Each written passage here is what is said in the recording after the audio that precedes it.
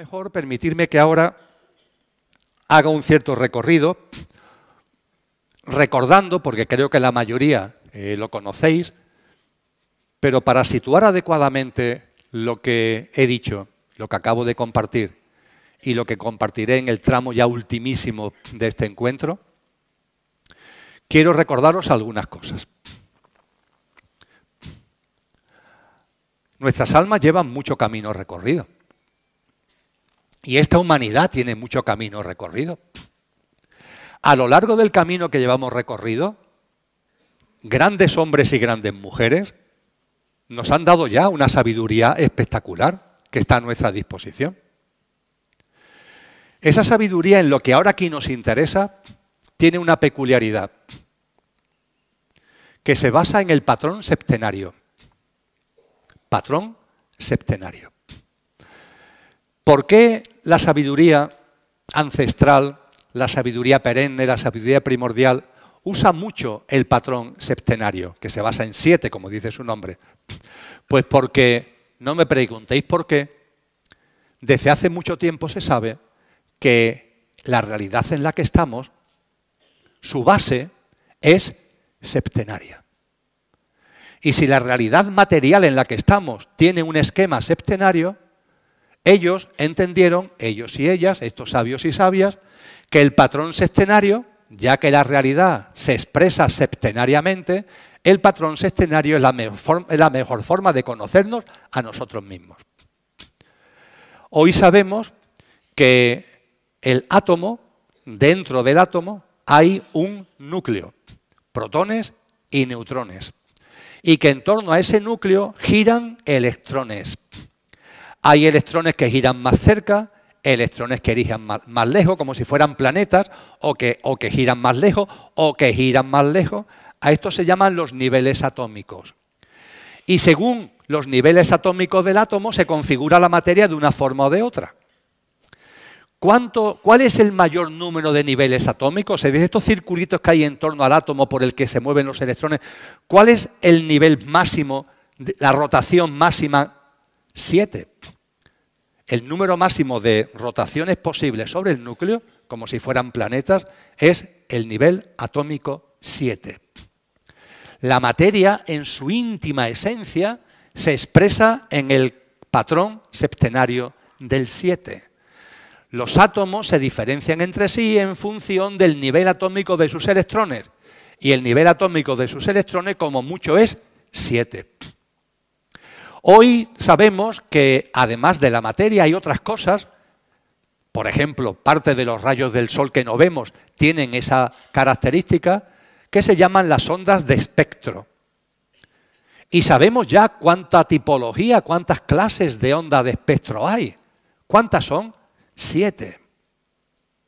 Hoy ya conocemos la tabla de los elementos químicos, los 118 elementos químicos. Es la denominada tabla periódica de los elementos. Seguro que hemos oído hablar de ella, ¿verdad? ¿Por qué se llama periódica? Porque los elementos químicos se agrupan en periodos, entre comillas, en grupos, entre comillas. ¿Cuál es la estructura, el patrón básico de la tabla periódica de los elementos? 7. Incluso en la música, el patrón fundamental que se sigue, ¿cuál es? La octava musical. Pero la octava no es octava, es un patrón septenario. Do, re, mi, fa, sol, la, si, do. Sí, pero do estaba aquí ya. Este do ya es el comienzo de la siguiente escala. El patrón septenario, amigos y amigas, está en la realidad en la que vivimos, se expresa la realidad en la que vivimos. Por eso, antiguamente, cuando hablaban del conductor y del coche, no podían hablar del conductor y del coche porque no había coches. Pero es que además no se conformarían con dos partes del ser humano, la perecedera y la imperecedera, la apariencia, que es el coche, y la esencia, que es el conductor. Ellos nos dijeron que el ser humano está constituido de 7 componentes, 7 grandes componentes. 4 son del coche y 3 son del conductor. Los que son del coche, nuestro cuerpo vital, energético o etérico, porque tenemos todos vosotros y yo, tenemos un componente energético que está por debajo, por decirlo de alguna forma, del físico. Por eso, precisamente, en la acupuntura las agujas se clavan en la epidermis, sí, pero en sitios muy concretos de la epidermis. ¿En qué sitios? En los que impactan sobre la energía, los campos energéticos que tenemos debajo. Los que habéis acercado al mundo del yoga, se habla de las corrientes de circulación energética que hay en el ser humano. Se llaman nadis.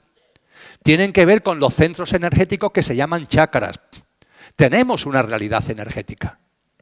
También tenemos una realidad física. También tenemos una realidad emocional y también tenemos una realidad mental. Y además se nos enseña que en nuestro ámbito mental, en vuestro plano mental y en el mío, esto lo hemos hablado aquí ya en distintas ocasiones, hay dos niveles. El plano mental del ser humano tiene dos niveles, el nivel inferior y el nivel superior. El nivel inferior es la parte de vuestra mente que está preparada para ocuparse de lo rutinario. Y el nivel superior es la parte de vuestra mente que está capacitada para abordar los temas trascendentes. Por ejemplo, para estar aquí, a la hora adecuada, el día adecuado, hemos tenido que usar la mente concreta, la mente inferior, que es la que se ocupa de lo rutinario. Ahora, una vez que estamos aquí sentados, nos hayamos dado cuenta o no, estamos usando la mente abstracta. Y ahora dentro de un ratito más todavía, por lo que viene, más todavía. Salimos del modo mente concreta o inferior y pasamos, casi sin darnos cuenta, al modo mente superior o abstracta, que es la capacitada para abordar, para reflexionar, para hacer disquisiciones, etcétera, etcétera, sobre lo trascendente. Y este es el coche, con sus 4 componentes. Se le llama, en esa tradición, el cuaternario inferior. Nuestro cuerpo etérico, nuestro cuerpo físico, nuestro ámbito emocional y nuestro ámbito mental. Y el ámbito mental con 2 niveles, la mente concreta y la mente abstracta. Ahí está. Esto está dicho hace ya mucho tiempo. La ciencia del yoga, por ejemplo, tiene su base en esto. Cuando en la ciencia del yoga hacéis asanas, los que lo hagáis, van dirigidos al cuerpo físico. Si hacéis pranayama, respiración, va dirigido al cuerpo etérico. Si practicáis yama niyama, estáis dirigiendo al mundo emocional. Si hacéis práctica de meditación en sentido amplio, estáis dirigiendo la práctica al mundo mental. Esto está inventado hace mucho tiempo. Es una sabiduría ancestral. Y junto a los componentes 4 del coche, hay 3 componentes del conductor. Hemos dicho el alma y el espíritu, ¿verdad?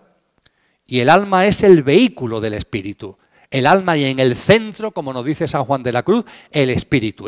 El alma es como un vehículo que utiliza el espíritu para poder encarnar. Hay tanta realidad, hay tanta divergencia vibracional entre el espíritu de naturaleza divina y la realidad material que para que el conductor pueda encarnar, para que el espíritu pueda encarnar en el coche, necesita como una banda frecuencial de acople. Eso es, ese vehículo es el alma.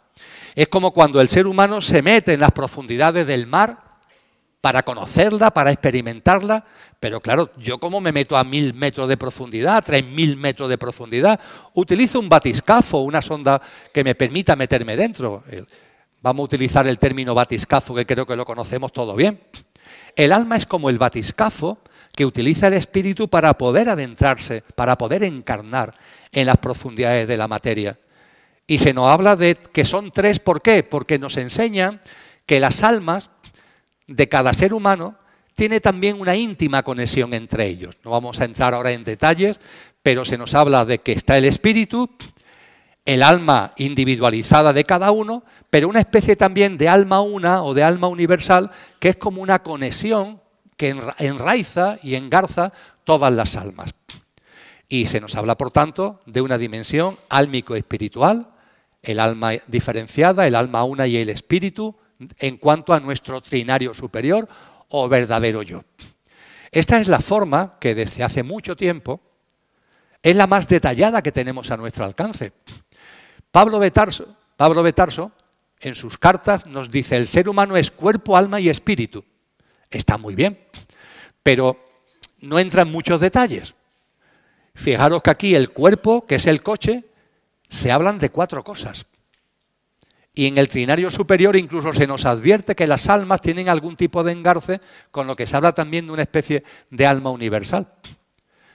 Si nos vamos a la filosofía griega, los grandes sabios griegos nos dicen lo mismo, nos decían que el ser humano es cuerpo, psique y neuma, lo mismo que nos enseña la tradición cristiana.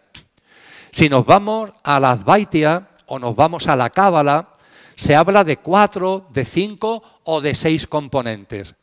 Pero las tradiciones más potentes, más antiguas, nos hablan de 7, la constitución sextenaria del ser humano. Que es estupendo, porque yo me miro a mí mismo y yo sé que en mi coche no es todo uno, sino que tengo distintas partes de mí. Sé que tengo un mundo mental que es distinto del mundo físico. Sé que tengo un mundo físico que es distinto del mundo emocional. Esto es importantísimo. Hay gente que lo olvida. Hay gente que se cree que el coche es todo uno. No, el coche tiene sus partes. Hombre, están interrelacionadas, pero cada cosa es cada cosa. De hecho, como tú tengas un sofocón emocional, por las circunstancias de la vida, eso no se puede sanar, eso no se puede armonizar yendo al gimnasio. En el gimnasio puedes hacer cosas con lo físico, lo emocional, por mucho que hagas pesas. Si hay un dolor por el fallecimiento de un ser querido, por mucho que hagas pesas, tu mundo emocional no se va a sintonizar haciendo pesas, pongamos por caso. Y esta información es maravillosa tenerla.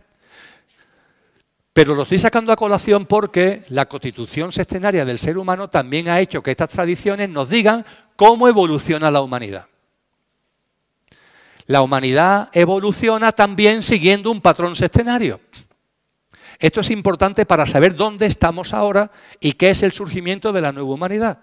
La humanidad también evoluciona conforme un patrón sextenario.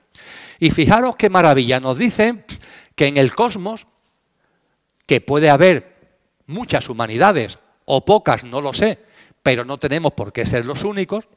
Las humanidades, el contenido de las humanidades, la evolución de las humanidades, no ya de la nuestra, sino de la humanidad como tal, de las humanidades como tal, sigue un patrón sextenario. Nos dice que cuando la humanidad surge, también aquí, lo primero es una humanidad donde el conductor encarna en un coche que solo tiene el componente etérico, solo tiene el componente energético. Lo físico, lo emocional y lo mental, mente concreta y mente abstracta, está latente, pero no patente. Diréis que hubo una fase de la humanidad en la que las dimensiones álmicas espirituales, posiblemente la vuestra y la mía, encarnamos y el contexto, el ser humano en el que encarnamos no tiene mundo físico, ni emocional, ni mental, sino que es puramente energético o etérico. Efectivamente. Eso las tradiciones lo llaman la humanidad polar. La humanidad polar. Fue el primer estadio evolutivo. Tiene sentido, porque como lo energético o etérico es como el sostén de todo, tiene sentido que la primera humanidad, aunque lo físico, lo emocional y lo mental, mente concreta y mente abstracta, estuviera ahí latente, pero no se hubiera hecho patente. Se nos dice que la humanidad polar va evolucionando para dar paso a una nueva humanidad. Conforme se va acercando el momento de dar paso a la nueva humanidad, aparece la semilla del siguiente componente que la nueva humanidad va a hacer real, va a hacer patente. Después del físico, ¿cuál es el siguiente componente? Perdón, después del etérico, energético, ¿cuál es el siguiente componente? Lo físico. Y efectivamente la humanidad polar configura nuestro cuerpo etérico, pone la semilla de lo físico, que estaba latente pero no patente, y es la siguiente humanidad, llamada la hiperbórea, la que hace real el cuerpo físico. Con lo que la humanidad hiperbórea tiene ya hecho patente lo etérico y lo físico. Pero lo emocional y lo mental, mente concreta y mente abstracta, no está hecho real, está latente, pero no patente. La humanidad hiperbórea plasma lo etérico, que ya venía de la polar, y lo físico, y pone la semilla de lo que corresponderá a la siguiente. La lemuriana le llamamos aquí, la humanidad lemuriana. ¿Qué es lo siguiente? Lo emocional, el mundo emocional. Y de eso se encarga la humanidad lemuriana, recoge el legado de lo energético y de lo físico y hace real, hace patente la parte emocional del ser humano. A partir de ahí, esa humanidad lemuriana, esa tercera humanidad, tiene que dar paso a una cuarta. La cuarta, ¿qué es lo que tiene que plasmar? Está lo etérico, está lo físico, está lo emocional. Lo que viene ahora es la mente concreta. La mente en su nivel inferior, la mente concreta. De eso se encarga la cuarta humanidad. Esa cuarta humanidad es la que aquí llamamos la Atlántida. La Atlántida, la cuarta humanidad, hace real la dimensión mental en su nivel inferior, en su nivel mente concreta. Y pone la semilla de lo que corresponderá a la siguiente, a la quinta, que es por cierto en la que estamos actualmente. Tras las humanidades polar, hiperbórea, lemuriana y atlante, ahora estamos en la quinta. Y esta quinta humanidad en la que vuestras almas y yo y la mía estamos encarnados, ha recogido todo el legado de lo etérico o energético, que viene de la polar, de lo físico, que viene de la hiperbórea, de lo emocional, que viene de lo lemuriano, de la mente concreta, que viene de la Atlántida, y la Atlántida nos pasó la semilla de lo que hemos plasmado ya, porque esta humanidad ya lo ha hecho, que es la mente abstracta. A cómo se ha plasmado ya la mente abstracta haré referencia dentro de unos poquitos de minutos. Esto más que memorizarlo, lo estoy planteando para que veáis el patrón. Y para que veáis también lo que viene ahora en el patrón. Si la quinta humanidad ya ha hecho real lo energético, lo físico, lo emocional, la mente concreta, y como ahora compartiremos, ya hemos hecho también realidad la mente abstracta, ¿ahora qué toca? Ahora toca dar paso a una nueva humanidad, que será la sexta, donde ya todo lo que tiene que ver con el coche está hecho. Todo lo que tiene que ver con el coche está hecho.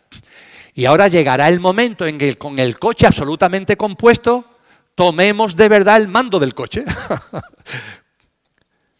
Que el coche no sea dirigido por el coche, sino que sea dirigido por el conductor. Y en concreto desde el alma. La sexta humanidad será una humanidad donde el coche tenga el mando consciente de lo que es nuestra alma, de las cualidades álmicas, de la naturaleza de nuestra alma. Y se nos dice que esto no será el final, porque el final del proceso evolutivo de la humanidad es cuando llegue la séptima. Volvemos al patrón sextenario. Porque la séptima, la humanidad, ya no es que viva desde el alma, vivirá desde el espíritu. Desde nuestra esencia divina. ¿Hemos escuchado hablar de traer el cielo a la tierra? Eso será la plasmación de traer el cielo a la tierra. En una realidad material viviremos desde nuestra esencia divina. Haremos real lo que, como nadie, ha anunciado Cristo Jesús. Fijaros que Cristo Jesús, cuando le daban nombre, Él nunca aceptó ningún nombre. Lo llamaban de muchas formas y Él hacía oídos sordos. No contestaba, miraba para otro lado o lo negaba. Lo llamaban rey de los judíos. Él no quería saber nada de eso. ¿Cuál fue el apelativo que Él reconoció? El Hijo del Hombre. Yo soy el Hijo del Hombre. Ese apelativo no lo negaba. Yo soy el Hijo del Hombre. ¿Qué es esto del Hijo del Hombre? Cristo nos estaba diciendo que Él estaba viviendo, encarnado hace 2000 años, como vosotros y yo, como la humanidad en su evolución, como fruto, estamos llamados a vivir. Él vivía ya como el fruto, como el hijo del proceso evolutivo humano. Yo estoy viviendo ahora como estáis llamados a vivir en el contexto del proceso evolutivo humano. La séptima humanidad vivirá con los patrones, haciendo suyo por completo todo lo que Cristo Jesús nos mostró. Pero bueno, la sexta humanidad todavía queda un rato, entre comillas. Esto escapa de la línea cronológica, no se puede poner en calendario. Ahora bien, lo que estamos compartiendo es que en estos momentos estamos en una quinta humanidad que ya ha hecho real la mente abstracta y que por tanto le corresponde poner la semilla y prepararse para la nueva humanidad, la sexta, que vivirá desde nuestras características, cualidades y valores álmicos, tomando un mando consciente del coche por primera vez en la historia de la humanidad. Será la primera humanidad, la primera, que ya no vivirá desde el coche, sino que vivirá desde el conductor. Habrá tomado el mando consciente del conductor. Por eso no habrá maldad, por eso no habrá egoísmo, por eso no habrá egocentrismo. Todo eso habrá pasado, nunca mejor dicho, a la historia. Habrá quedado atrás. Porque todas las personas encarnadas en esa nueva humanidad llevarán el mando consciente del coche. Y no serán coches locos, no serán zombies, no serán coches locos. Vivirán desde el mando consciente de lo álmico. Todavía no desde el espíritu, pero ya sí desde las cualidades de nuestra alma. Este recorrido es un recorrido precioso, que es la plasmación de la constitución sextenaria, ya no en el ser humano, sino en la humanidad.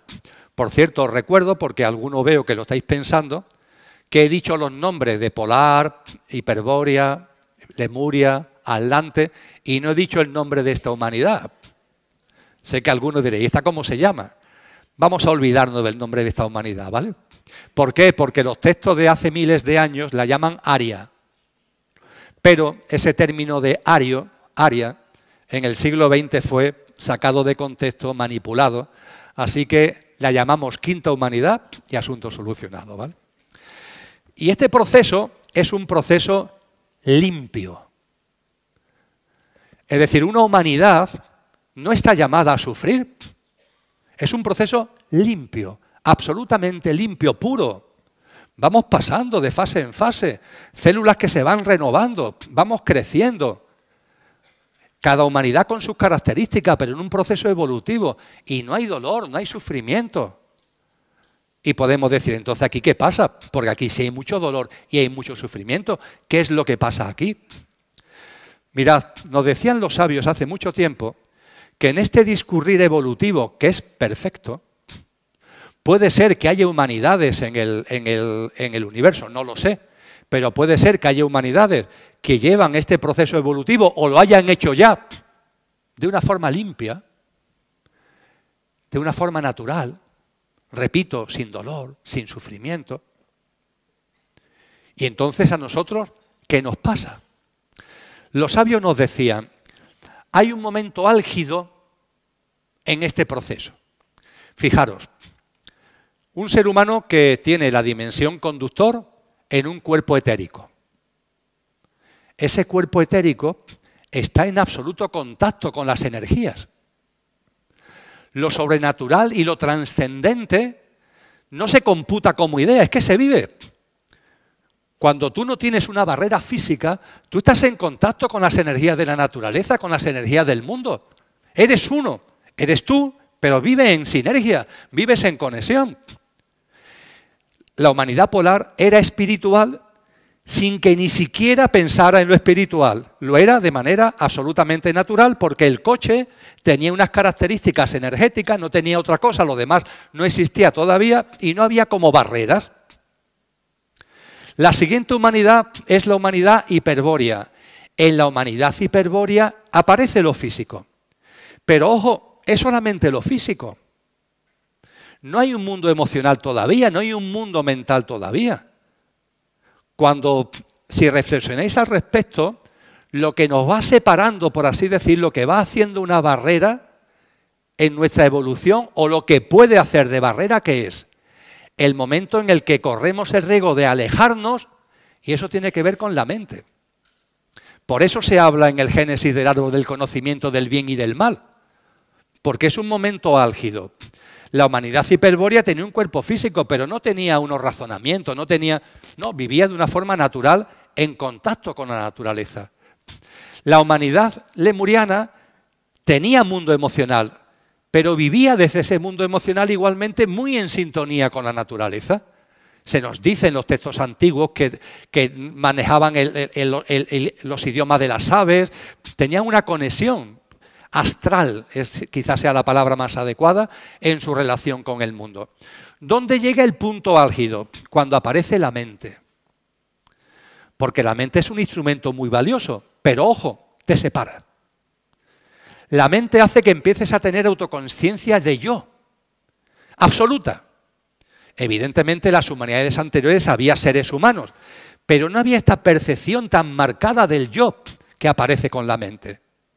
Eso es un fruto de la evolución, el yo es un fruto de la evolución, pero ojo, también puede convertirse en un obstáculo. Cuando aparece la mente concreta, que es en la Atlántida, la mente concreta, su surgimiento debe ir unida a que rápidamente se ponga la semilla de lo que corresponde a la siguiente humanidad, que es la mente abstracta. Una mente concreta, que es puramente la de todos los días, la ordinaria, la rutinaria, que no tenga inmediatamente el acompañamiento de una mente abstracta que a través de la lógica, del razonamiento, de la disquisición, te ayude a comprender lo sobrenatural, lo divino, la sabiduría que se nos ha dado. Como esa mente concreta no vaya rápidamente acompañada de una mente abstracta, eso puede meter a la humanidad, si eso se produjera, en un socavón, en un enorme bache. Pero esto, en su proceso natural, no tiene por qué ocurrir. De hecho, no ocurre. En la cuarta humanidad se consolida la mente concreta, pero en esa cuarta humanidad muy rápidamente se pone el semilla de la mente abstracta que le corresponde plasmar en la quinta. No hay como un gap temporal importante entre la aparición de la mente concreta que te rompe de la conexión natural con lo sobrenatural y con lo espiritual, sino que aparece muy rápidamente la mente abstracta que, repito una vez más, a través de la disquisición, a través del entendimiento, a través del discernimiento, te ayuda a comprender las grandes realidades. Pero aquí en este planeta, ¿qué sucedió? Que esta evolución natural se rompe. Es vuestra historia, es la mía. Aquí se rompe. Lo que es un proceso limpio, como he dicho varias veces, se ha roto. Y se rompe porque la humanidad hablante, la plasmación de la mente concreta, se impulsa, se acelera abruptamente cuando todavía quedaba mucho para que se pudiera poner la semilla de la mente abstracta. Es decir, hay una interferencia externa que lo que debe ser una especie de vagones de tren que van como concadenados, se rompe esa cadena y entre la aparición de la mente concreta, la plasmación de la mente concreta y la aparición de la semilla de la mente abstracta, se hace un gran agujero. Esto es lo que vosotros y yo conocemos como el pecado original. El pecado original tiene que ver precisamente con esto. Y yo sé que es un término una expresión, pecado original, que a la mayoría de la gente hace que salga corriendo. Dios mío, este hombre no va a hablar del pecado original. Pues sí, vamos a hablar del pecado original, porque es muy importante para entender lo que estamos viviendo en estos momentos. ¿Qué es eso del pecado original? Mirad, en el cosmos hay muchas formas de vida. Pero no solamente hay muchas formas de vida físicas, hay dimensiones espirituales. Los ángeles existen. Los arcángeles existen. Si seguimos utilizando la terminología cristiana, los principados, las virtudes, las potestades, los tronos, los querubines, los serafines, existen. Estos son nombres que nos hemos puesto nosotros. Pero hay otras dimensiones en el universo, de mayor frecuencia vibracional, que son habitadas por seres cuya constitución tiene que ver con esa frecuencia vibracional. En el mundo de los ángeles son coche y conductor, igual que vosotros y que yo. Ahora bien, el coche de los ángeles es muy sutil. Y desde luego está bajo el mando del conductor. La frecuencia vibracional ayuda a ello. Conforme vamos subiendo, esto es más así. Pero en todas las formas de vida, en todas esas dimensiones espirituales, hay formas de vida y hay seres. En esas dimensiones, la dinámica, la lógica, es vivir en sintonía con el sentido de la vida. Nos dicen los antiguos, aquello que no tiene origen es origen de todo lo originado. Al ser origen de todo lo originado se encuentra presente e inmanente en todo lo originado, también en ti, también en mí, nuestra divinal esencia. Pero como aquello que no tiene origen es origen de todo lo originado tiene un mismo impulso, tiene un mismo principio primordial que lo impulsa. Es lo que los orientales llaman el Tao, el principio primordial que todo lo impulsa. La vida en el universo, en el cosmos, tiene un sentido. Y ese sentido está lleno de amor. Las enseñanzas de Cristo al respecto son fundamentales. De aquello que no tiene origen, que el diccionario de la Academia Española de la Lengua llama Dios, hablan muchas tradiciones espirituales. Han hablado muchas tradiciones espirituales, muchas. Ahora bien, solamente en la tradición, en las enseñanzas de Cristo, se nos da la clave maravillosa para entenderlo. Cuando en el Evangelio de Juan se nos dice, Dios es amor. Dios no es castigo. Dios no es castigar a uno, premiar a otro. Dios no es un señor de barba blanca que esté más allá de Júpiter o del Sol. Dios es amor. Y fijaros porque nos dice a continuación, y el que no conoce el amor, no conoce a Dios. Dios es amor. Y ese amor impregna el universo. Ese sentido de la vida, ese principio primordial que todo lo impulsa, es amor, amor puro, que todo lo impele, que todo lo empuja. La vida entera está llena de amor. Pero ojo, por eso mismo, las formas de vida que hay en el cosmos, vosotros, pero también los seres espirituales, tienen libre albedrío. Porque hay amor. Si no hubiera amor, esto sería dirección obligatoria. Oye, el sentido de la vida es este y tú tienes que vivir alineado con el sentido de la vida. Pero como hay amor, esto, que es precioso, tiene un cierto inconveniente. Y es que si tú quieres vivir a contramano del sentido de la vida, el Tao te lo permite. El símbolo del Tao es el yin y el yang. El círculo es uno. No hay dos círculos, es uno. Hay una parte blanca dentro del círculo y una parte negra dentro del círculo, ¿verdad? Pero todo forma parte del círculo. Y para romper dualidades, en la parte blanca hay un circulito negro y en la parte negra hay un circulito blanco. No caigas en dualidad. La realidad es una. El sentido de la vida es uno. Ahora, como ese sentido está impregnado de amor, tú y los ángeles y los arcángeles y los querubines, tú puedes vivirlo. Tú puedes vivir alineado con el sentido de la vida o a contramano del sentido de la vida. Esto es precioso.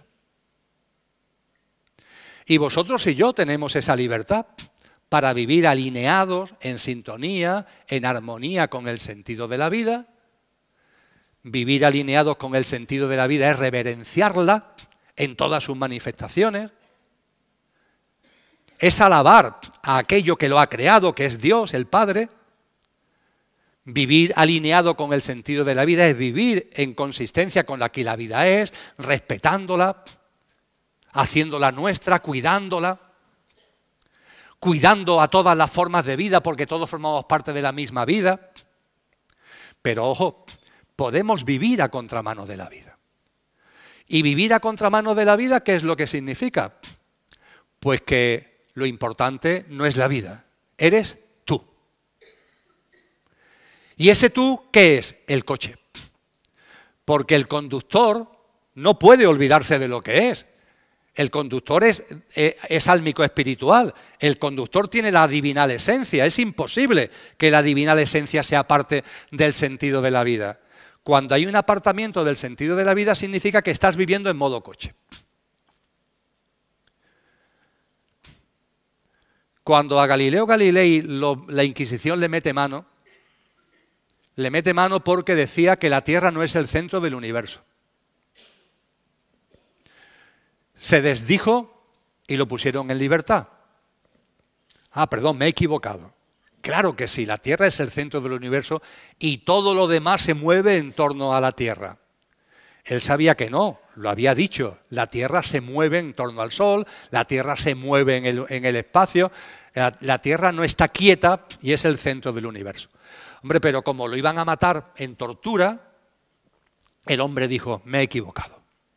Tenéis razón, señores inquisidores, me he equivocado. La Tierra no se mueve. Se dice que cuando ya pasaron muchos años y estaba en el lecho de muerte y se iba a morir de enfermedad, ya de mayor, y ya por tanto no lo podían matar porque se iba a morir, dijo aquello famoso de Epur si mueve, y sin embargo se mueve. Claro que se mueve, ¿no? ¿Cómo no se va a mover la Tierra? La Tierra no es el centro del universo.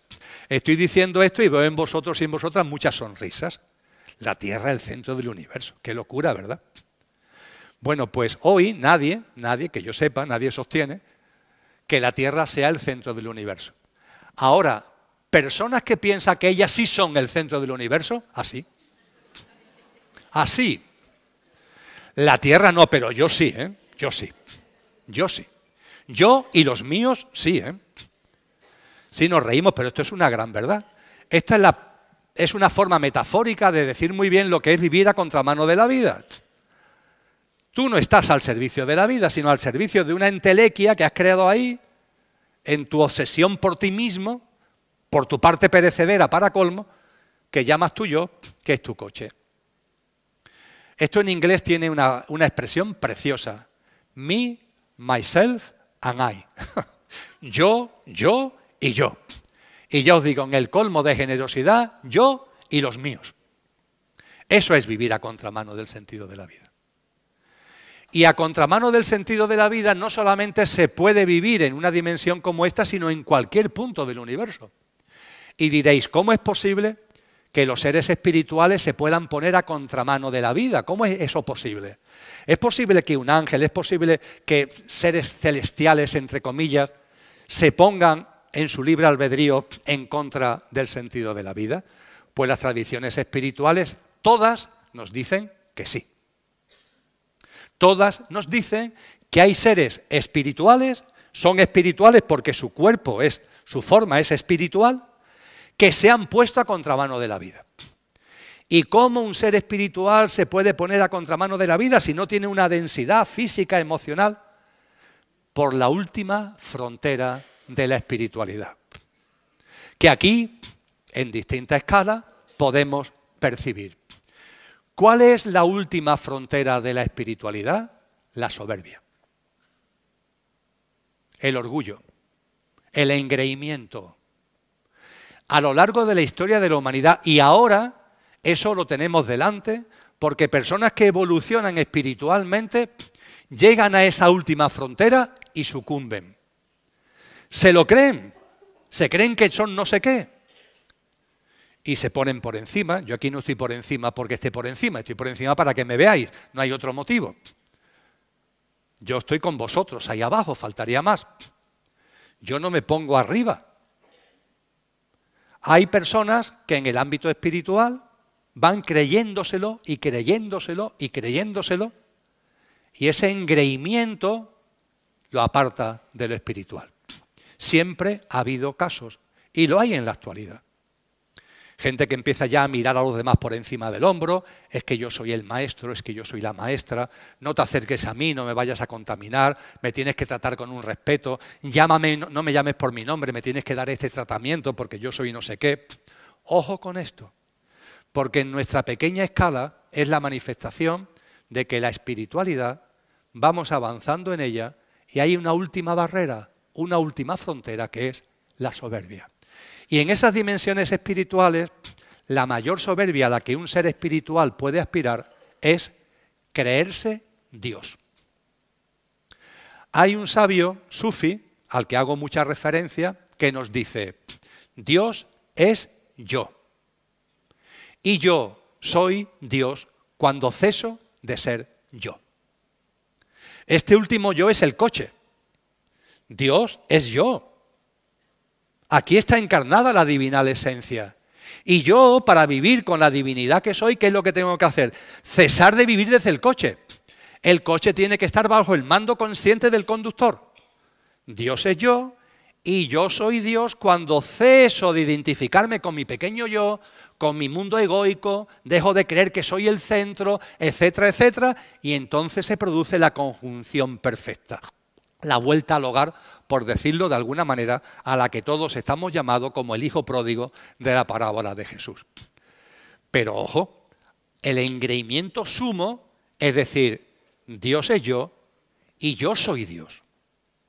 No sin cesar de ser yo, sino siendo yo, hombre. Yo soy Dios. Los seres espirituales tienen, por la última frontera, que es la soberbia, la posibilidad, en su libre albedrío, de ponerse contramano de la vida, creyendo que pueden ser Dios sin cesar de ser ellos. Y esto es lo que nos enseñan las tradiciones que ocurre, que ha ocurrido. Nos hablan de un querubín, es uno de los grados más altos. Un querubín que es como el que encabeza ese engreimiento. Ese querubín es el que le llamamos actualmente Satanás, en la tradición occidental, en la tradición cristiana. Nos dicen también que hay en el mundo de las potestades, de los principados, quien se suma a ese movimiento de soberbia y de orgullo. En particular, se nos habla de Lucifer y de Ahriman, principado y potestad. Y se nos dice que también se le suman un número considerable de ángeles, que también aspiran a que esa divinidad la puedan plasmar desde ellos mismos, sin cesar de ser ellos en esa arrogancia y en esa soberbia. Estoy siendo muy sintético, pero estoy transmitiendo que en los mundos espirituales, también en libre albedrío, se puede vivir a contramano del sentido de la vida, y eso tiene que ver con la soberbia y la arrogancia y pretender vivir desde uno mismo, desde la propia divinidad, como si fuéramos Dios. Cuando los seres espirituales se ponen a contramano de la vida, ¿qué le pasa? No dejan de ser seres espirituales. Cuando un ser humano mata a otra persona, asesina vilmente a otra persona, no deja de ser físicamente un ser humano. Si no, la policía lo tendría muy fácil, ¿no? Si los asesinos se transformaran, le salieran, yo qué sé, cosas por la cabeza, 4 brazos, yo qué sé, se descuajeringaran, pues entonces sería muy fácil identificar a los asesinos. Pero no, una persona puede ser un asesino en serie y vas por la calle y eres uno más. Los seres espirituales no se transforman, no dejan de ser espirituales porque caigan en la soberbia. Pero su estado de conciencia cae vibracionalmente. La vibración se viene abajo. Fijaros que antes hablábamos que para vivir en la nueva humanidad habrá que coger el ascensor, y solo si tu estado de conciencia tiene la frecuencia ya en sintonía con la nueva vibración de la Tierra, podrás vivir en la nueva humanidad. Pues aquí pasa lo mismo, pero a la inversa. Tú estás alto, pero como vibracionalmente te has venido abajo, aunque sigas siendo un ser espiritual, no puedes seguir viviendo en esas dimensiones sutiles, porque no tienes sintonía vibratoria desde tu estado de conciencia. Y caen. Por eso se le llama ángeles caídos, caen. ¿Dónde caen? Caen a un mundo, que es el inframundo que está en este plano, donde sí tienen sintonía. Su bajón vibracional tiene sintonía con una parte de este plano, que es el inframundo. Y aquí están. Y al estar aquí, ellos quieren ser como Dios. Quieren ser Dios. Y para ser Dios necesitan quienes le reverencien, quienes les adoren, quienes vivan bajo sus dictados, con su visión de las cosas, con sus pautas y sus patrones de vida, con sus hábitos y comportamientos. los que ellos quieren para que de esa forma los estemos reverenciando y los estemos adorando. Y esos seres caídos, esos seres espirituales caídos con Satanás a la cabeza, son los que al inicio de la Atlántida, interfieren en un proceso que es limpio, donde no ha lugar a dolor ni sufrimiento ninguno, pero ellos interfieren porque quieren ser como Dios, están aquí y ven en nosotros ese rebaño que quiere que lo adoremos, que lo reverenciemos y que vivamos bajo sus dictados y bajo sus pautas de vida. Adán y Eva, amigos y amigas, no son un hombre y una mujer. Lo adámico es una fase de la Atlántida. La humanidad adámica es la primera generación atlante. No era el momento todavía de que la mente concreta se hiciera realidad. Tendría que esperar un poco todavía en el proceso evolutivo atlante. Y cuando se hiciera realidad la mente concreta, debería estar ya muy cerca el momento de la aparición de la semilla de la mente abstracta. ¿Qué es lo que hacen los seres espirituales involutivos? Meten la mente concreta en el ser humano muy pronto, abruptamente. Teóricamente, para hacernos un favor, pero realmente no nos hacen un favor. Nos sacan de la evolución natural que deberíamos seguir. Si os vais al Génesis y repasáis lo que Satanás, la serpiente, le dice a Eva, es que lo dice con toda claridad. Le habla del árbol del conocimiento, que es la mente concreta, la dualista, la que divide lo bueno, lo malo. La humanidad todavía no está preparado para eso, no puede hacer lo suyo. Y sobre todo no puede acercarse a esto cuando aún le queda mucho para que la mente abstracta, aunque sea en semilla, empiece a aparecer. Pero al principio de la Atlántida, en la humanidad adámica, hay una interferencia y eso es lo que se llama pecado original. Y el ser humano, de una forma masiva, esa humanidad adámica de una forma masiva, se cree esas mentiras. Le dice el libro del Génesis Satanás a la mujer, le dice a Eva, Dios no quiere que comas de ese árbol, porque si comes de ese árbol, serás como Dios. Serás como Dios. Esa soberbia que antes hablábamos, esa plasmación de la soberbia de ser como Dios, aparece claramente en el libro del Génesis. El pecado original es una interferencia involutiva que se lleva a cabo en la primera generación adámica, que la humanidad hace suya mayoritariamente, no en su totalidad, pero sí en una gran parte, de ahí el mito de Caín, de Abel, pero sí en una gran parte, y cuando aparece la mente concreta, pero la mente abstracta todavía le quedan millones de años, ¿qué es lo que sucede? Que te pierdes. Se ha roto la conexión natural con lo sobrenatural. Y no tienes el instrumento para que desde la mente abstracta puedas tener esa conexión. Y es como un desierto, se genera como un desierto inmenso, de mucho tiempo, donde la humanidad camina con la mente concreta ya, pero todavía queda mucho para que aparezca la semilla de la mente abstracta. ¿Y esto qué pasa? ¿Qué sucede? Que nos alejamos de Dios. El término pecado significa precisamente eso. Ese término pecado tiene un origen que es griego clásico. Y literalmente significa tirar una flecha y que la flecha, en lugar de darle la diana, se aleja. Se aleja. Eso es el peccatum, eso es el pecado. El alejamiento. Pero claro, el alejamiento tiene un problema. No solo es que te alejes porque la flecha no da en la diana, es que la flecha sigue para adelante. Con lo cual te alejas cada vez más. Eso significa que ya no solamente la primera generación adelante, sino las que fueron viniendo después, fueron en una dinámica donde mayoritariamente el alejamiento fue cada vez mayor, cada vez mayor. ¿Por qué se le llama pecado? Porque es alejamiento de lo divino, de lo sobrenatural. ¿Por qué se le llama original? Porque es el alejamiento de los alejamientos. Todos los demás alejamientos tienen como consecuencia ese alejamiento primario. ¿Y por qué pasa de padres a hijos? Algo que en las religiones dogmatizadas cuesta mucho trabajo explicar. ¿Yo qué tengo que ver con lo que hicieron mis abuelos? No, no. Es que eso de padres a hijos es una metáfora porque se te está diciendo que tú, desde lo que realmente eres, te has alejado, has participado de ese alejamiento. Porque nuestras almas no es la primera vez que encarnan. Claro, si tú niegas la reencarnación, esto es imposible de entender. Pero es que nuestras almas no es la primera vez que encarnan, llevan muchas encarnaciones. Encarnamos muchas veces en la Atlántida. Y vuestra alma y la mía hemos participado de ese pecado original. Nos hemos alejado de la divinidad.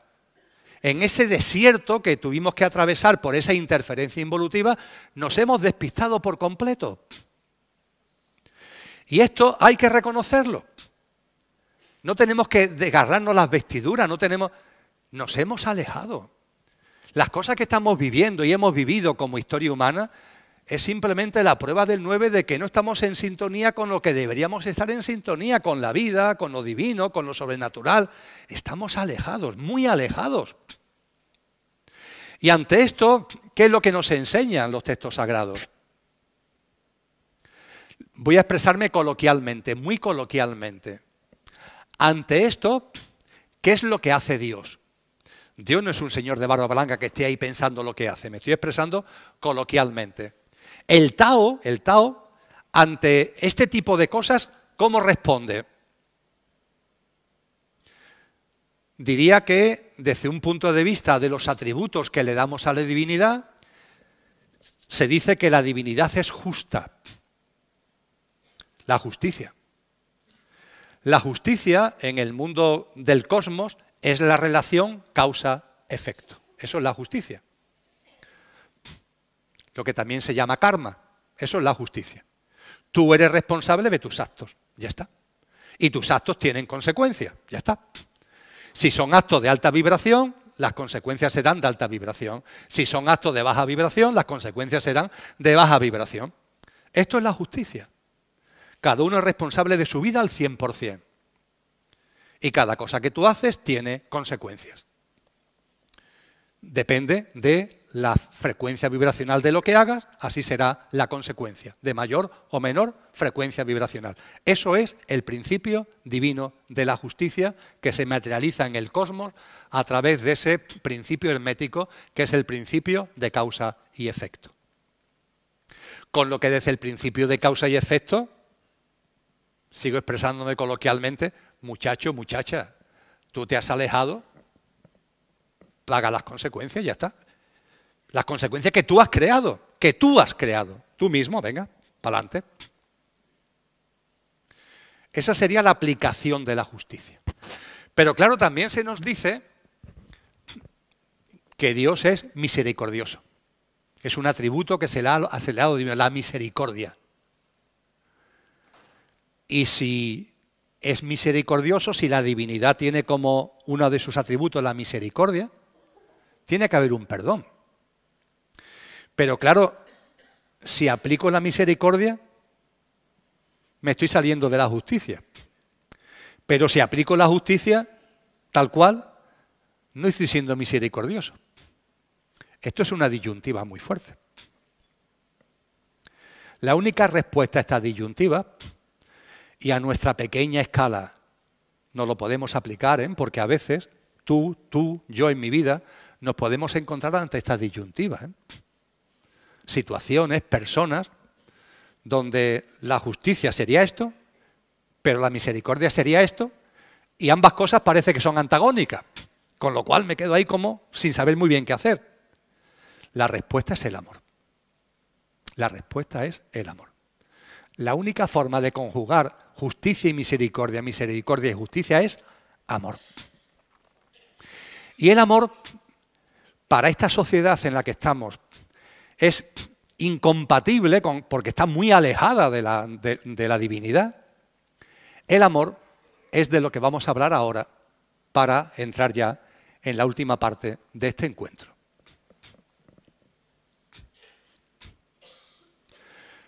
Con el pecado original, ¿qué es lo que se pierde? Una humanidad que evolucionaba de forma natural. en los textos cristianos se lo describe diciendo que era una humanidad que evolucionaba de manera perfecta. Una humanidad perfecta. Paso a paso, constitución sextenaria, patrón sextenario, una evolución. Se pierde un ser humano perfecto. A partir de ahí, para aplicar la misericordia y la justicia desde el amor, hace falta un acto de amor para que haya una vida perfecta que se ofrece como rescate de la vida perfecta que se ha perdido. La palabra rescate la conocemos todos, ¿no? Hay un secuestro y se pide un rescate. El valor del rescate tiene que ir en consonancia con el valor de lo que se ha secuestrado y se va a devolver. Cuenta la historia que en las controversias de las cruzadas los musulmanes atraparon al rey de Francia, San Luis, rey de Francia. Y el musulmán, el Saladino creo que se llamaba, pidió un rescate inmenso, claro, porque era el rey de Francia. Tanto es así que el Estado francés, la corona francesa, no tenía dinero suficiente y el Temple, los templarios, pagaron el rescate inmenso del rey de Francia. ¿Por qué era inmenso el rescate? Porque lo que había que rescatar tenía mucho valor. Lo entendemos, ¿verdad? Aquí, amigos y amigas, estamos hablando de un escenario donde hay que rescatar lo que se ha perdido. Y lo que se ha perdido es una vida perfecta. Lo que se pierde con el pecado original es una vida perfecta. Y para ello se tiene que dar como rescate una vida perfecta. Esa es la conjunción de la misericordia y de la justicia en clave de amor. ¿Y de dónde diantre sale aquí que nos hemos alejado de una vida perfecta?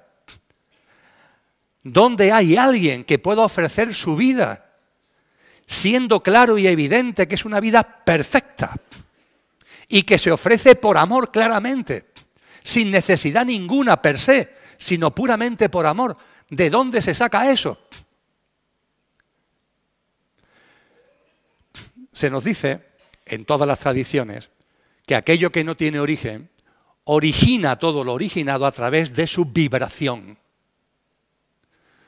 En astrofísica se le llama la fluctuación del vacío que da origen a la inflación cósmica, que es el preámbulo del Big Bang. En las tradiciones orientales se habla de la emanación de la vibración, que desde lo divino es una fuerza creadora que es lo que permite que aquello que no tiene origen origine todo lo originado. En la tradición cristiana se le llama verbo. Y se dice en el Evangelio de Juan: al principio fue el verbo. Y el verbo era Dios y el verbo estaba con Dios. Es su propia vibración, es la vibración de aquello que no tiene origen. También lo podemos llamar la vibración pura y primigenia. El nombre es lo de menos. Es la propia vibración de aquello que no tiene origen y que origina todo lo originado a través de esa vibración. Esto no se puede entender, lo que voy a decir ahora, si no nos vamos a las tradiciones más antiguas. Por ejemplo, en el hinduismo. El hinduismo nos dice que todas las fuerzas cósmicas tienen dos posibles dimensiones: Nirguna y Saguna. Saguna y Nirguna. ¿Qué significa eso de Saguna y de Nirguna? Las fuerzas cósmicas son impersonales, Nirguna. No tienen ningún tipo de plasmación, entre comillas, personal. No tienen ningún tipo de encarnación, son fuerzas. Y no digamos ya el verbo de donde todo sale, la fluctuación que todo lo origina. Eso es una fuerza impersonal. En término hinduista, nirguna. Pero se nos dice en el hinduismo que todo lo que es nirguna puede tener una plasmación saguna. Es decir, que esas fuerzas tienen la capacidad de hacerse reales, de plasmarse personalmente. Esto es lo que se nos dice en el Evangelio de Juan, si seguís un poquito más adelante, porque se nos dice al principio, como decía hace un momento, al principio fue el verbo. Y el verbo era Dios. Y el verbo estaba en Dios. Pero si seguimos leyendo un poquito, ¿qué nos dice? Y el verbo se hizo carne y habitó entre nosotros. El principio es nirguna. El verbo al principio fue el verbo era Dios, el verbo estaba con Dios. Eso es la dimensión nirguna del verbo. Pero después se nos dice, y el verbo se hizo carne y habitó entre nosotros. Esto significa, amigos y amigas, que aunque estemos muy alejados, deberíamos abrir nuestra mente abstracta para entender que por amor, el verbo, la emanación pura y primigenia de la divinidad, fuerza inconmensurable que impulsa todo el cosmos, tiene la deferencia en clave de amor con nosotros de encarnar en este plano, de encarnar en la humanidad para ofrecer su vida perfecta como rescate por la vida perfecta que nosotros hemos perdido. Puedo decirlo de otra forma, de forma más amable. Nuestro alejamiento era irreversible. Nos habíamos alejado tanto que este precioso plano, esta humanidad iba a terminar y en la nueva humanidad, porque iba a llegar la nueva humanidad por los ciclos, no iba a haber absolutamente nadie. Las almas se habían alejado. No al principio, sino al principio y después, durante muchísimo tiempo. Un alejamiento tremendo, en el que tenemos que reconocer que seguimos. Todo este tipo de cosas nos cuesta mucho trabajo entenderlo. Hay algo en nuestro interior, a lo mejor, que nos está diciendo sí. Pero cuando uno se aleja mucho, mucho, mucho, se hace muy cuesta arriba. Y es espectacular. No me creéis a mí. Atender a estos textos sagrados. Es impresionante que, entre comillas, el Hijo de Dios, porque en la terminología cristiana Dios es el Padre, y la vibración del Padre es el Hijo de Dios. Es espectacular que esa fuerza, que es, entre comillas, el Hijo de Dios, se haga un ser humano, encarne en el plano humano. ¿Con qué objetivo? De llevar a cabo una vida perfecta. Y dar esa vida perfecta como rescate de la que hemos perdido nosotros, para que las puertas del ascensor se abran, que estaban cerradas, y podamos entrar en el ascensor.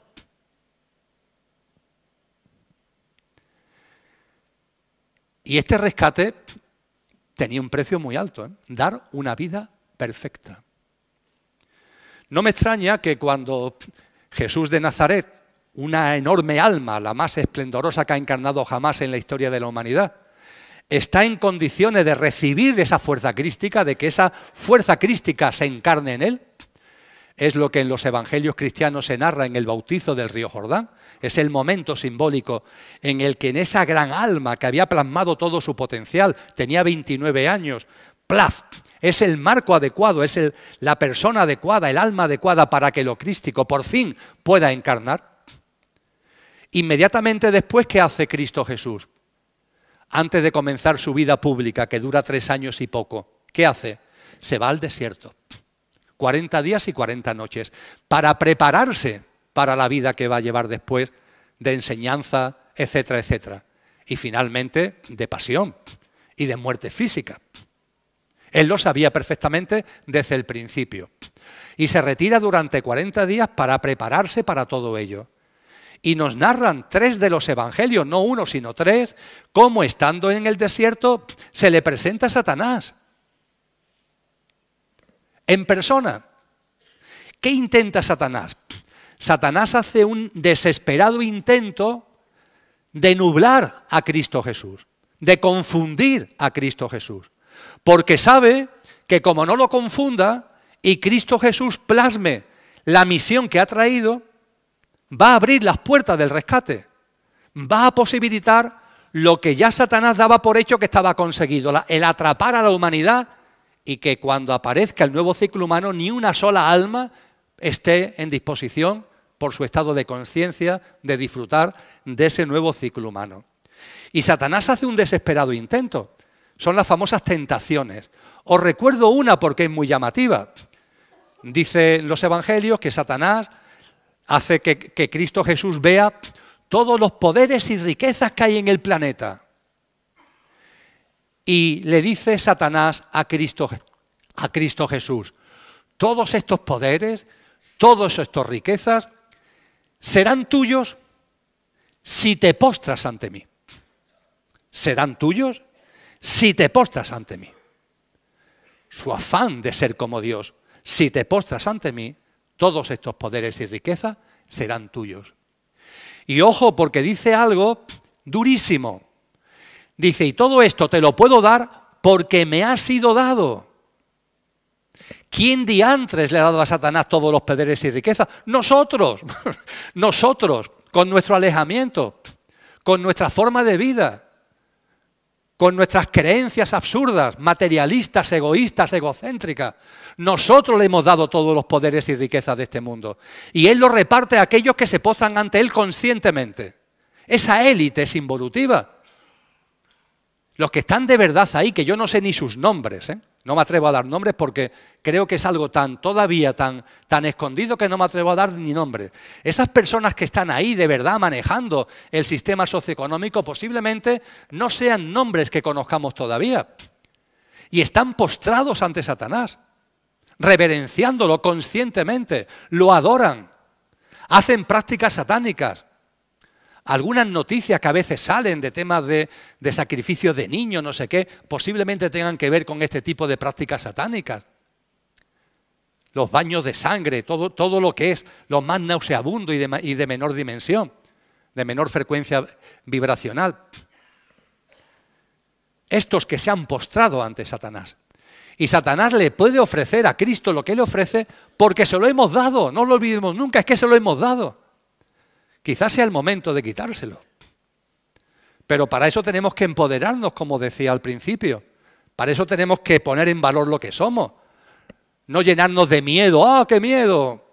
Miedo ninguno, tenemos la divinal esencia. Ya está bien de víctima, ya está bien de derrotismo. Vamos a poner en valor lo que realmente somos. Y Cristo Jesús, por supuesto, no cae en la confusión de Satanás. Y Cristo Jesús sigue su vida. Una vida que tenía que terminar de dos formas. Primero, siendo perfecta. Y segundo, demostrando sin ningún tipo de duda que era perfecta. ¿No os habéis preguntado alguna vez cuando en Semana Santa o algunos continuamente recordamos la pasión de Cristo? Lo retrata muy bien, pero moderadamente, porque fue todavía mucho más doloroso, la pasión de Cristo de la película de Mel Gibson, dirigida por Mel Gibson. Se acerca. No llega, porque las imágenes de lo que hicieron con Cristo, la forma que tuvieron de torturarlo, tener en cuenta que es una persona ejemplar. Es el amor mismo. No hace otra cosa que el bien en sus obras, en sus pensamientos, en sus enseñanzas. Y sin embargo, se le calumnia, se le injuria, se le castiga, se le detiene. Y se le quiere matar en tortura, crucificado. Y cuando el Sanedrín lleva a Pilatos a Jesús, Pilato se da cuenta y además la mujer tiene un sueño, nos dicen los evangelios, pero por favor, si esta persona es un santo, ¿cómo tú vas a permitir que lo crucifiquen? Y Pilato no quiere crucificarlo y aplica el derecho romano y lo castiga a un martirio tremendo de flagelación, de latigazos. Unos látigos con puntas de hierro que como mínimamente no se llega a la realidad en la película La Pasión de Cristo, cuando se le termina de dar los latigazos a Cristo Jesús, está en carne viva. La piel ha desaparecido, está en carne viva. La piel está hecha jirones. Y ya Pilato cree que con esto ya los judíos se van a quedar tranquilos. Y se lo enseña. Y los otros dicen que no, que hay que crucificarlo. Y Pilato se incumple el derecho romano porque ya ha juzgado a Cristo Jesús, ya lo ha castigado, no lo puede volver a juzgar. Y lo vuelve a juzgar bajo el apretón del Sanedrín judío por la insistencia y lo condena a ser crucificado. ¿Os imagináis lo que es hacer kilómetros con una cruz de madera cuando tu cuerpo está en carne viva? Amén, de todo el dolor que estás teniendo. ¿Os imagináis lo que es ser clavado en un madero? ¿Os imagináis cuando estás clavado al madero? Hay una tendencia del cuerpo a irse hacia abajo, pero te asfixias. Y como te asfixias, te intentas levantar para no asfixiarte, es instinto de conservación. Pero al levantarte, tu piel, que está hecha jirones, roza con la madera. Con lo cual, el sufrimiento es tremendo. Y esto es un proceso de horas. Cuando esto se pone de manifiesto, fue una crítica que le hicieron a la película de Mel Gibson, pero ¿cuánta sangre? ¿A cuenta de qué tanta sangre? ¿A cuenta de qué tanta sangre? Es que Cristo tenía que poner de manifiesto que era una vida perfecta. No valía decir, sí, claro, él es muy bueno hasta que le aprietan.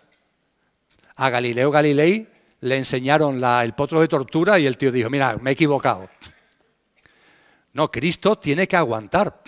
Y tiene que aguantar lo indecible para demostrar que no va a dar un paso atrás, que va a mantenerse en esa perfección, hagan lo que hagan con él. Tenía que poner de manifiesto que es una vida perfecta. Y cuando por fin expira en la cruz, cuando por fin su cuerpo físico muere, todo está cumplido. Se ha entregado una vida perfecta por ti y por mí. Esta es la realidad de Cristo y la realidad del cristianismo. Cristo no es un maestro más, como la New Age y otra gente intentan hacernos creer. Cristo es algo único. Es la fuerza cósmica más inmensa que por amor se hace carne para entregar una vida perfecta a cambio de la perfección que nosotros, es verdad que confundidos y nublados, pero finalmente por libre albedrío hicimos nuestro con el pecado original. Y a partir de ese momento todo está cumplido y el rescate está pagado. Es por lo que tenemos el ascensor abierto, si no, no estaría el ascensor abierto. Es un motivo más para que no perdamos esta oportunidad. Lo que ha habido que entregar para que esta puerta esté abierta. Y el cristianismo no es una religión. Es un evento único en la historia de la humanidad. Marca un antes y un después en la historia de la humanidad. No creáis a los que hablan del cristianismo como una religión. No creáis a los que hablan de Cristo como un maestro. Es un evento único. Fruto del amor. De un amor que es la única forma de conciliar justicia y misericordia. Y que ha abierto las puertas del rescate. Y ciertamente, amigos y amigas, y vamos ya concluyendo, para que eso fuera posible, hizo falta que muchas almas grandes, que no se habían alejado, que se habían mantenido ahí, no eran muchas, pero habían evolucionado mucho, también se pusieran a disposición.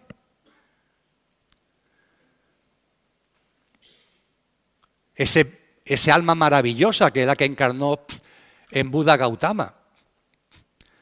Esas almas maravillosas que encarnaron en Parménides, en Pitágoras, en Sócrates, en Laoset, en Zoroastro. Un conjunto de almas que entre el siglo VI y el siglo I-II antes de Cristo encarnan para preparar el terreno. Están preparando el terreno, están configurando las condiciones de conciencia. Gracias a ello la mente abstracta se abre en la humanidad. Es lo que en filosofía se llama la era axial, el momento en el que estos grandes personajes traen algo nuevo a la conciencia humana.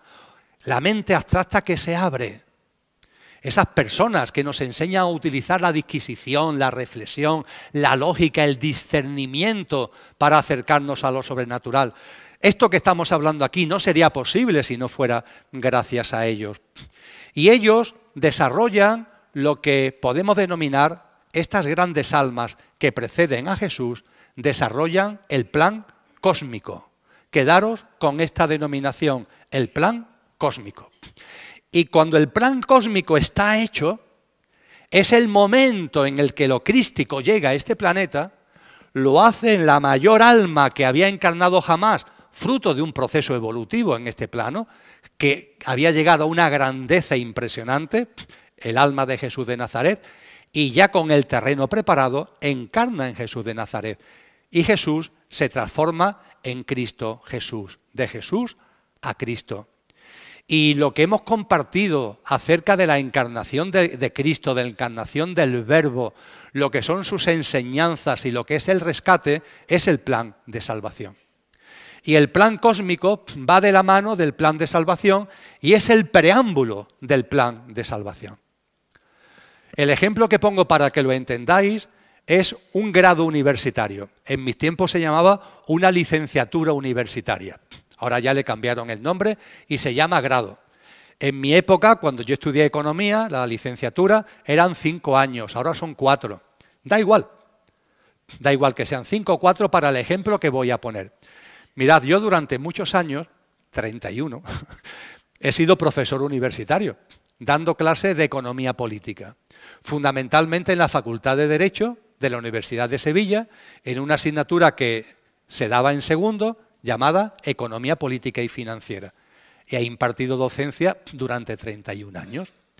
Me encantaba, siempre me ha gustado, hasta que ya llegó el momento de dejar esa vida a un lado.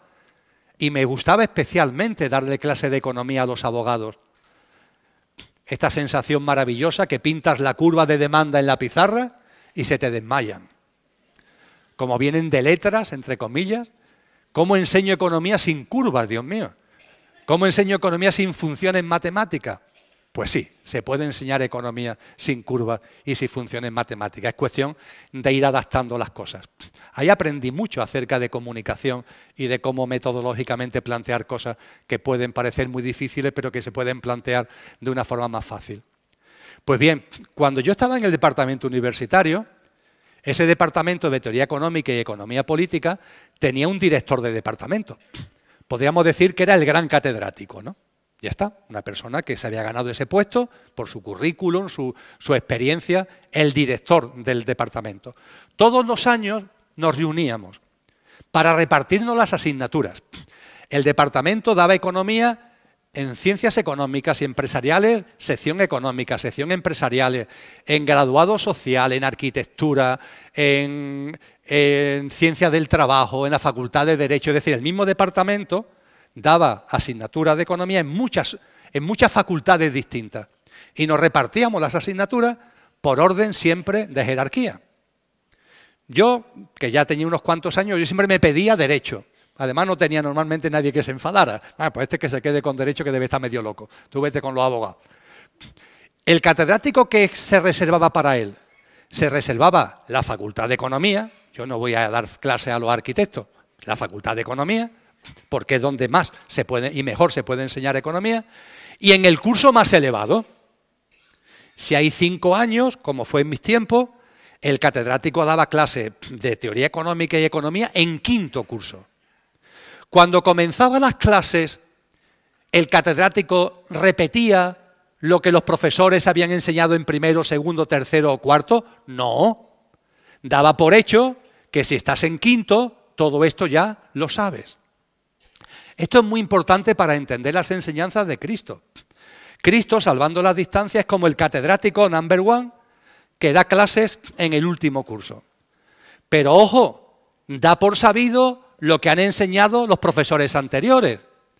Es decir, Cristo, que lo que enseña en el último curso es el plan de salvación, da por hecho que sabemos el plan cósmico que han enseñado todos los profesores anteriores, las grandes almas que han enseñado anteriormente. Por eso Cristo no repite lo que ya está enseñado. Cuando Cristo dice, nadie sabe ni el día ni la hora, Evangelio de Mateo 24, como decía antes, no tiene que explicarlo. ¿Por qué? Porque está explicado. Lo explicaron los grandes sabios griegos. Una cosa es kairos y otra cosa es cronos. Cronos es el tiempo material, pero los tiempos espirituales no saben de cronómetro ni de calendario. Son tiempos que van de otra forma distinta, son flexibles, se aceleran o se desaceleran. ¿Y cuándo vamos a llegar a la catarata? No lo puedes poner en tiempo cronológico porque es imposible. Jesús lo dice, pero no tiene que explicarlo. La reencarnación Es que Cristo no habla de la reencarnación, es que la reencarnación está súper explicada ya. Ha habido ya muchos profesores que nos han hablado de la reencarnación durante los cursos anteriores. Ahora bien, él lo pone de manifiesto. A mí me gusta recordar ese milagro, va Jesús con sus discípulos y se encuentran con una persona que es ciega. Pero ojo, ciega de nacimiento, de nacimiento. No por enfermedad, no por accidente, de nacimiento. Y los discípulos le preguntan, maestro, ¿esta persona por qué es ciega? ¿Es por su culpa? ¿Cómo que por su culpa? Si es de nacimiento, ¿de qué culpa estamos hablando? Está hablando de karma. Los discípulos le están diciendo, ¿esta persona es ciega por su karma? Es decir, ¿es ciega en esta vida porque está, entre comillas, plasmando por causa y efecto cosas de vidas anteriores? Que le preguntan por el karma de esa persona que es ciega de nacimiento. Pero la respuesta de Jesús es preciosa, porque le dice, no, no es por su karma, es por su dharma. Teoría pura de la reencarnación. Le dice, no, no, no es por su culpa. Él ha elegido nacer así para dar testimonio de la divinidad. Propósito de vida, dharma. Él ha elegido ese contexto de haber nacido así para que de esa forma no se distraiga, no se entretenga como suele pasar y a ver si con este formato, es capaz de sacar todo el jugo a lo que verdaderamente es. Es un diálogo impecable. Están hablando de karma, de dharma. Lo explican, es que no tienen que explicarlo, es que ya está explicado en los cursos anteriores. A los amigos y amigas, desde el mayor cariño que estudian teología cristiana, no es posible, no hay una teología cristiana. Es un imposible. La teología cristiana tiene que incardinarse con el plan cósmico. Y por cierto, el plan cósmico no tiene posibilidad de entenderse si no es con su complemento del catedrático número 1 en el último curso, que es el plan de salvación. Si no, el plan cósmico se te queda cojo. Va todo de la mano. Es una preparación del terreno álmico, es algo maravilloso y todo para que las puertas del rescate estén abiertas para ti y para mí. Una vida perfecta, que tuvo que demostrar fehacientemente que por mucho que lo torturaran, por mucho que lo martirizaran, por mucho que le hicieran todo tipo de atrocidades, no iba a dar marcha atrás. Una vida perfecta. Porque se trataba de pagar el rescate por la vida perfecta que nosotros desde el pecado original y cada vez más hemos ido perdiendo. Pues bien, amigos y amigas, aquí estamos. Nadie sabe ni el día ni la hora, pero hay una fragancia de que el ascensor tiene las puertas abiertas y quizás no le quede mucho para subir. Y estamos todos invitados. Ahora bien, la invitación tenemos que ganárnoslas cada uno. Nada de lo que tiene que ver con este mundo está invitado. Nada. Por favor, tenedlo muy en cuenta, nada. Ni el egoísmo, ni el egocentrismo, ni el materialismo, ni el economicismo, ni el antropocentrismo, ni el especismo, ni todos los ismos, ni la deshumanización, ni la desnaturalización. Nada de eso está invitado. Nada de eso puede entrar en el ascensor. Nada. Tú sí estás invitado. Yo también estoy invitado. Todos estamos invitados. Pero se trata de que esa invitación la hagamos real. Y amigos y amigas, tenemos que nacer de nuevo. Es el mensaje más importante que nos da Cristo. Esta Navidad satánica que acabamos de conmemorar, ¿qué es satánica? Cristo, Jesús de Nazaret, no nace en invierno. Los pastores no pueden estar a intemperie en aquella zona en invierno, no puede ser, porque las temperaturas son muy bajas. Todos los datos apuntan que nació entre junio y octubre. Pero es que lo de menos es cuando nace Jesús de Nazaret. Lo importante de la enseñanza de Jesús es la natividad. Esa natividad que Él nos dice, nos reclama, nos convoca. Tenéis que nacer de nuevo. Se lo dice a Nicodemo, al rabí judío Nicodemo. Hay que nacer de nuevo. Y Nicodemo le pregunta despistado, ¿pero yo cómo puedo volver al vientre de mi madre? Y le dice Jesús a Nicodemo, tú eres un rabí judío y no sabes de lo que te estoy hablando. Hay que nacer de nuevo. Tenemos que nacer de nuevo del agua y del Espíritu. Nacer de nuevo del agua y del Espíritu tiene una dimensión individual, la tuya y la mía. Ya está bien, hombre. ¿Cuánto tiempo vas a seguir viviendo bajo las prácticas, bajo los sistemas de creencia, consumismo, estrés, ansiedad, desprecio por la vida, desprecio por tus semejantes, arrogancia, soberbia, querer llevar razón, estar siempre ahí como el magistrado de la vida, esto está bien, esto está mal, esto me gusta, esto no me gusta? ¿Cuándo vamos a dejar de actuar de esa manera? Tenemos que morir a esa vida, hay que morir para nacer en vida a esa nueva vida, hay que nacer de nuevo, amigos y amigas. Nacer de nuevo es ser buena gente, ser nuestra mejor versión. Que de instante en instante hagamos realidad lo que somos. Platón, en su diálogo con Sócrates en la República, al final nos recuerda: almas pasajeras, que es lo que tú eres, lo que yo soy, almas pasajeras, vais a volver a encarnar. Y la virtud estará a vuestro alcance. Que la hagáis vuestra o la despreciéis depende solo de vosotros, porque Dios es inocente. Dios es inocente, la virtud está a nuestro alcance. Vamos a hacerla nuestra de una vez. Tengo la sensación que a lo mejor estoy hablando de esto con personas que ya no tengo que hablaros de esto. Pero bueno, también esto es un vídeo que van a ver mucha gente que lo mismo, modestamente, sí le puede venir bien este llamamiento a nacer de nuevo. Si no nacemos de nuevo, somos zombies, ya está. Gente que se cree que vive, pero no vive, sobrevive. Estas personas que toda su obsesión es vivir más años.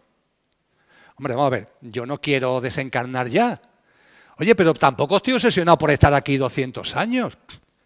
Este privilegio que tenemos de encarnar y de desencarnar es magnífico. Es la forma de que nuestra alma evolucione más. Sería un poco pesado ser Emilio durante muchos siglos. Hoy soy Emilio, desencarno y ahora voy a ser una chica, rubia, ojos azules, nórdica. Es una broma. Es decir, las reencarnaciones te van dando, cambia de época, cambia de familia, cambia de geografía, cambia de cultura, te van dando un juego que el alma va eligiendo para facilitar nuestra evolución. Pues no, claro, el que está muerto en vida, el zombi, aferrado al coche, quiere estar en el coche el mayor tiempo posible porque como cree que no hay nada más, todo el tiempo que está en el coche le parece poco.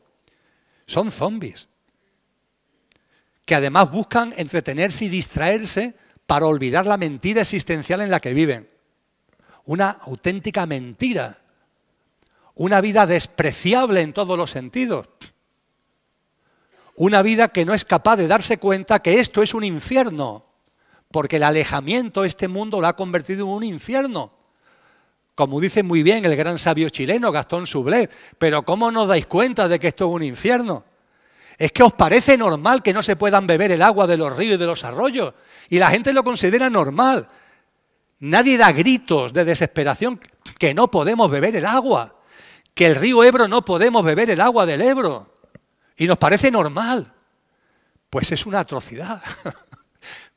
Que el aire esté contaminado, que la vida sea un permanente culto a la velocidad, una competencia continua entre nosotros, una desnaturalización con relación a las otras formas de vida, etcétera, etcétera, etcétera. Esto no parece normal, no es normal, es frecuente, frecuentísimo, pero absolutamente anormal. Tenemos que nacer de nuevo, amigos y amigas, ser buenas personas, intentarlo de momento en momento, porque es la forma de ir avanzando, de instante en instante. Tenemos una voz interior que nos dice cuándo y no somos una buena persona. Eso nadie lo puede negar, lo llevamos dentro. Vamos a intentar responder, ser coherentes con esa voz. Y por supuesto, amigos y amigas, nacer de nuevo también significa no solo lo individual, es darnos cuenta que este mundo no es el nuestro. Durante muchas encarnaciones lo ha sido. Ahora ya no, ya nos hemos dado cuenta. Esto no es nuestro. Lo que late en mi corazón y en mi alma y en la vuestra no es este mundo ya no es el nuestro. Cristo también lo dice muy bien, poco antes de expirar, he vencido al mundo. Nacer de nuevo también significa vencer al mundo. Las prioridades del mundo no pueden ser las nuestras. Tenemos que darle la vuelta al calcetín. ¿Tanto trabajo cuesta vivir en coherencia con lo que somos? Me gustaría terminar en ese sentido con dos frases. De dos paisanos míos, por cierto, ya voy a arrimar el ascua a mi sardina. Una es de un paisano en sentido estricto, porque fue sevillano como yo. Murió en el destierro y enterrado sigue en el destierro. Me estoy refiriendo a Antonio Machado. Antonio Machado, una persona humilde, de una inteligencia inmensa, de una ternura elevadísima, hablando de sí mismo con la sencillez y la honradez que lo caracterizaba, en uno de sus poemas llamado Autorretrato, dice: soy una buena persona en el buen sentido de la palabra. Eso es el ascensor. Ser buenas personas en el buen sentido de la palabra. Eso es el ascensor. Es la dimensión individual del nacer de nuevo. Ser buenas personas en el buen sentido de la palabra. Y con relación al mundo, la dimensión colectiva, acudo a otro paisano mío, en este caso paisano por andaluz, porque nació en un pueblo de Málaga, pero es paisano mío por andaluz. Vamos, de hecho, vivió la última parte de su vida, hasta que le dieron 2 tiros en la cabeza, en una cuneta en agosto del 36, vivió en un pueblecito muy cercano a la ciudad de Sevilla. Me estoy refiriendo a Blas Infante. Blas Infante, una persona ejemplar, manipulada por completo hoy por la política, da vergüenza, para mí me da vergüenza en Andalucía escuchar las cosas que los políticos dicen de Blas Infante, porque olvidan lo fundamental, la dimensión espiritual de este hombre. Sí, tenía un pensamiento político, tenía una ideología, le han puesto la etiqueta del padre de la patria andaluza, pero lo más importante de Blas Infante era su dimensión espiritual. Una persona que en cuanto a que pensó a ganar dinero como notario, en cuanto a que tuvo la primera plaza, dedicaba una parte importante de su sueldecito para pagarle a los que cazaban pájaros. La gente cazaba pájaros para venderlos como comida. Y él lo que hacía es que a los que cazaban pájaros le compraba los pájaros por más dinero que le podían pagar los otros, con la única condición de que se los dieran vivos. Y cuando los cogía vivos, se iba en medio del campo y los soltaba. Y una parte importante de su sueldo, de sus honorarios como notario, lo dedicaba a eso. Un señor que cuando, esto pasó en Lora del Río, un pueblo de la provincia de Sevilla, cuando lo destinan a Isla Cristina, que es de la provincia de Huelva, resulta que aparece un zorro que empieza a comerse gallinas y la gente organiza una partida para cazar al zorro. Él le dice: si me los traéis vivos, os pago por el zorro. Y lo cazaron al zorro, pero no lo mataron. Se lo llevaron a Blas Infante.